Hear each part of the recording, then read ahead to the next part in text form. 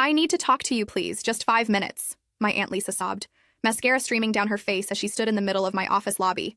My coworkers stared, whispering behind their monitors. 7 years ago, this same woman drove away from Lake Tahoe without looking back, abandoning me in the wilderness with nothing but the clothes on my back and a half-empty water bottle. If she wants to be an adult, let her prove it, she had whispered to my uncle that day, not realizing I could hear them as I returned from picking berries. Now here she was, her designer handbag clutched to her chest, tears ruining her perfectly applied makeup. Begging for my time like it was oxygen, I simply smiled, walked over to the receptionist and said, "Please escort this woman out. She's not on my calendar and I have a meeting in 5 minutes."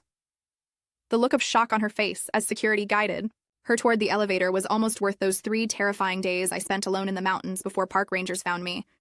I wasn't always this cold, but you learn quickly that kindness can be a liability when your family sees it as weakness. That night, I poured myself a glass of wine and stood on my apartment balcony, looking out at the San Francisco skyline. My phone buzzed with a text from Lisa. "Please, we need your help. We wouldn't ask if it wasn't important." I didn't reply, but I did schedule a meeting with my therapist because tomorrow I would finally decide exactly how I wanted this to play out. Updated. It's been 24 hours since posting, and I'm blown away by all your supportive comments. So many of you shared similar stories of family betrayal. The meeting with my therapist went well. She reminded me that I'm in control now, but my uncle just called too. Should I answer? Or keep ignoring them until I'm ready? After my parents died in a car crash when I was 8, Aunt Lisa and Uncle Mark became my reluctant guardians. I say reluctant because they never let me forget what a burden I was. "We gave up our dream vacation to Paris when you came to live with us," Lisa would sigh dramatically while making dinner. "Your college fund is why we can't remodel the kitchen," Mark would grumble, though they somehow found money for my cousin Dylan's car when he turned 16. My achievements were dismissed, my mistakes magnified. When I won a scholarship to UC Berkeley, Lisa said, "Don't get your hopes up. The competition will eat you alive." When I got straight A's, it was because the teachers probably felt sorry for you. The camping trip was supposedly a graduation gift. "We're taking you to Lake Tahoe to teach you self-reliance," Lisa announced at my high school graduation dinner. I was actually excited. I'd never been camping before. We drove 5 hours to a remote spot by the lake, miles from the popular tourist areas. The first day seemed normal. We set up tents, made a campfire, roasted marshmallows. The next morning, I volunteered to collect wild berries I'd spotted nearby. I was gone maybe 20 minutes. When I returned, I heard them talking by the SUV. "She thinks life is going to be easy," Lisa was saying. 17. "And thinks she knows everything.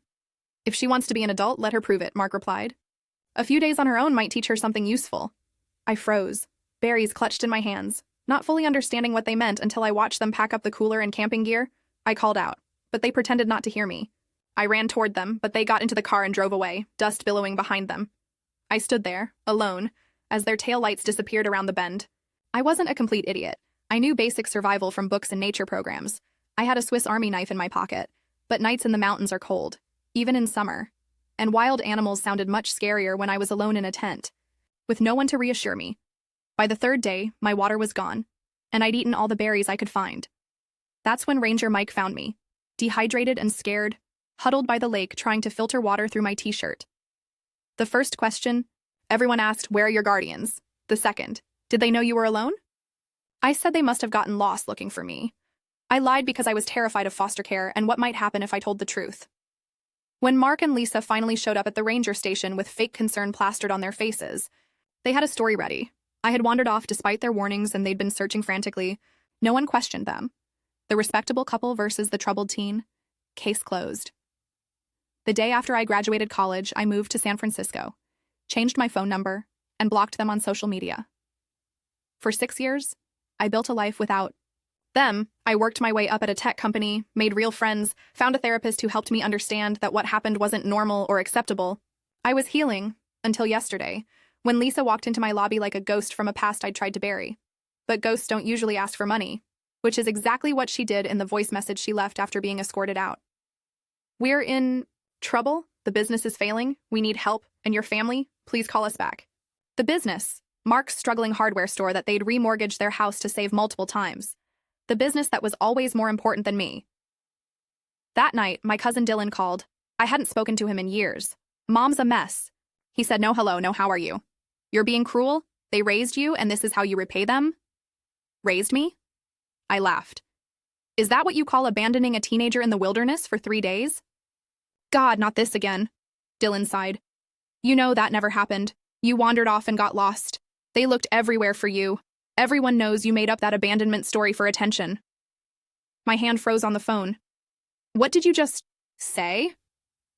Look, I know you had a rough time after your parents died. Mom said you've always been unstable. But making up lies about them abandoning you? That's low, even for you. The room seemed to tilt sideways. All these years, I thought they'd just never mention the incident again. But they hadn't been silent. They'd been actively rewriting history, painting me as mentally unstable, a liar who invented the whole abandonment story. Updated. Sorry for the delay in updating. Work has been insanely busy. I'm still processing everything Dylan told me. Many of you suggested I contact Ranger. Mike for proof. Great minds think alike. I already emailed the Lake Tahoe Ranger Station yesterday tonight. I'm going through old photos and journals. Is collecting evidence petty revenge or necessary protection? That night, I couldn't sleep. I paced my apartment, thoughts racing. The family narrative suddenly made sense. Why distant relatives stopped calling. Why family friends seemed uncomfortable around me. They all thought I was the disturbed orphan, who made up stories about her loving guardians. I pulled out the box I kept under my bed, the one with memories I rarely revisited.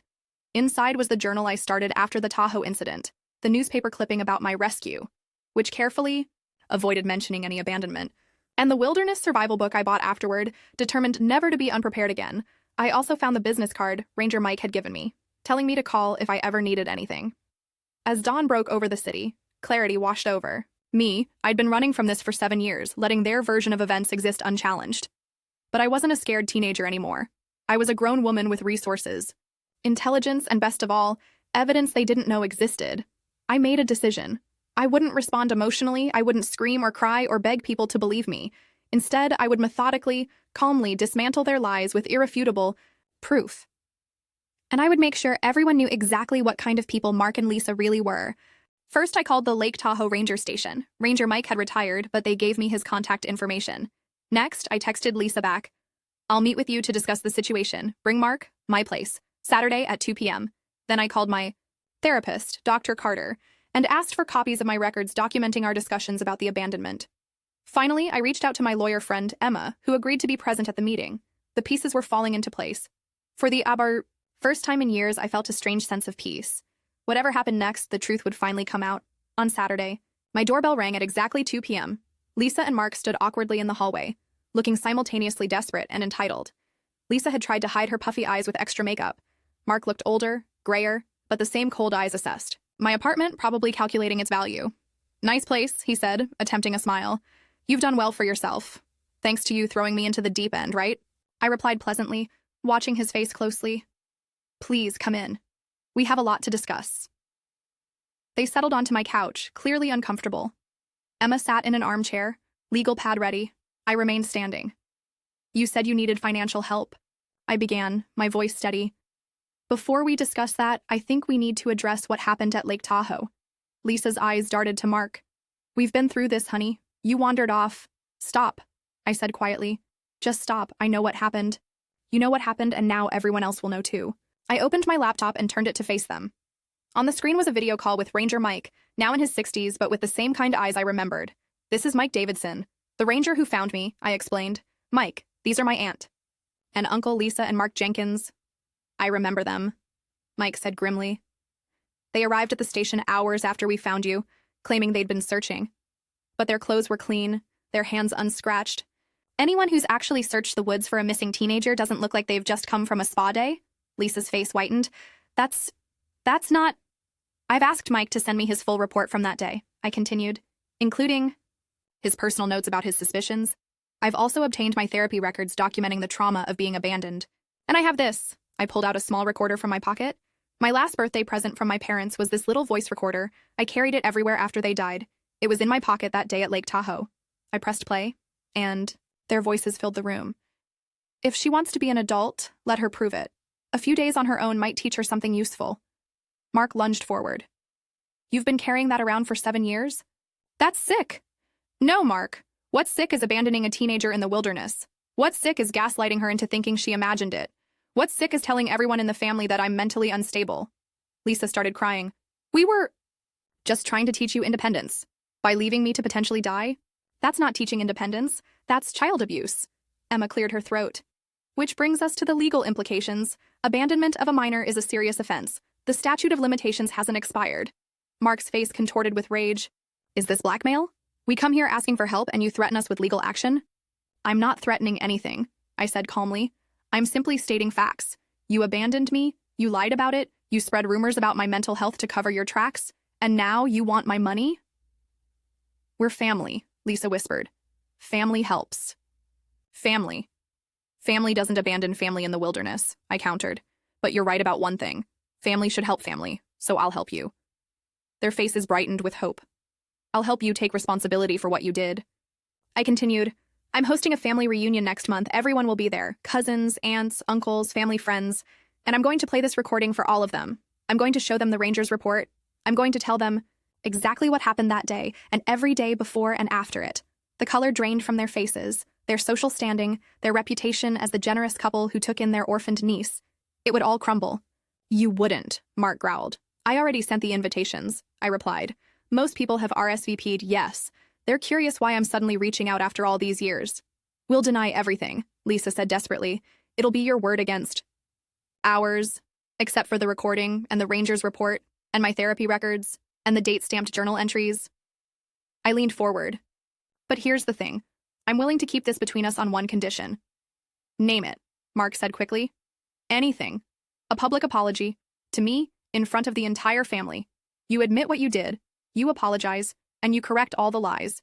You've told about me being unstable. That's ridiculous, Mark exploded. We'll be humiliated. Yes, I agreed. You will be. Almost as humiliated as I was when park rangers had to rescue me because my guardians abandoned me. Lisa was sobbing now, mascara streaming down her face again. Please don't do this. We made a mistake. We were wrong, but please don't destroy us. You didn't worry about destroying me, I said quietly. But unlike you, I'm giving you a choice, public apology or public exposure. Your decision. They left in a daze, promising to think about it and discuss their options. Emma stayed behind, impressed by my composure. Are you really okay? She asked when they were gone. I took a deep breath. I haven't been okay for 7 years, but I think I might be getting there. The family reunion was held at a restaurant overlooking the Golden Gate Bridge. Nearly 30 relatives showed up. Curious about the sudden gathering, Lisa and Mark arrived last, both looking like they were attending a funeral. When everyone had been seated, I stood up and clinked my glass. Thank you all for coming, I began. Some of you I haven't seen since my parents died. Others I've never met at all. But you've all heard stories about me. The troubled orphan, the unstable one, the problem child. The room grew uncomfortably silent. Today, I wanted to share my story directly with you.